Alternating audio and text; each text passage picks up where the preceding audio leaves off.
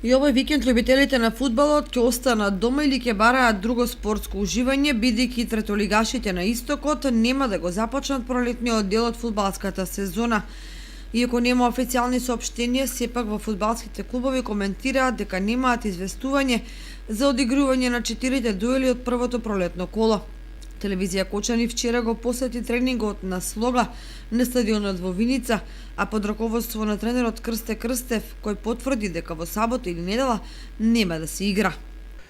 Ние во целост ги реализиравме подготовките и се подготувавме за почеток на првенството по предвидениот рок од 10 март, но очигледно дека настана некој проблем меѓу клубовите и организаторите на лигата и сега тој проблем оди во недоглед, што се одразува генерално на сите клубови кои што работеа и се припрема за почетокот на првенството.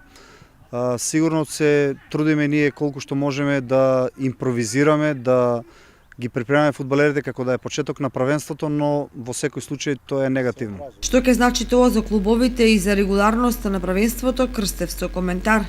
Пред се губат фудбалерите, потоа сигурно дека терете и на управниот одбор на секој клуб, секој денар потрошен залудно исто е проблем, пошто знаеме на како ги обезбедуваат парите, сите се зависни од секој денар и едноставно оваа ситуација не е добра за никој.